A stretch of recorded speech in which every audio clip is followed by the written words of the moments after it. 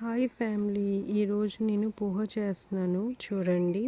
Poha wash చేసుకొని పక్కన పెట్టుకున్నాను. ప్యాన్ పెట్టి ఆయిల్ పోర్ చేసుకున్నాను. ఆయిల్ అయిన తర్వాత పీనట్స్ యాడ్ చేసుకున్నాను.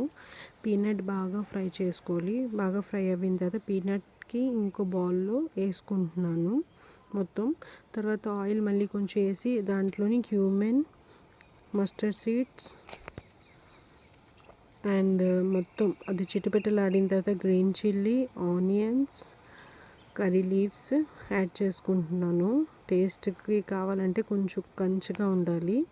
యాడ్ చేసిన తర్వాత మళ్ళీ బాగా ఫ్రై చేసుకుంటున్నాను. దానికి అంతగా ఫ్రై కాదు, నార్మల్గా. తర్వాత కొంచెం హింగువ వేసుకుంటున్నాను. హింగువ వేస్తే డైజెషన్ కూడా బాగుంటుంది మార్నింగ్ టైం బ్రేక్ఫాస్ట్లో కదా, అందుకే. తర్వాత పసుపు వేసుకుంటున్నాను.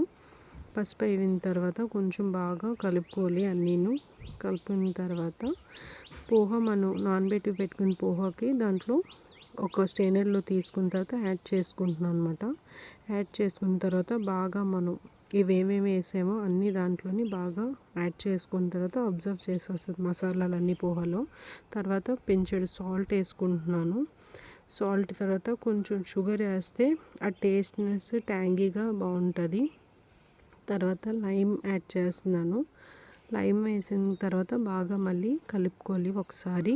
అది అన్నీ షుగర్, సాల్ట్, లైమ్ అంతా అయిన తర్వాత ఇది పీనట్స్ పైనుంచి వేసేస్తున్నాను. ఎందుకంటే క్రంచీగా ఉంటుంది కదా, దానివల్ల పైనుంచి నేను వేస్తున్నాను అనమాట. తిన్నప్పుడు ఆ క్రంచీనెస్ అలాగే ఉంటుంది అనమాట.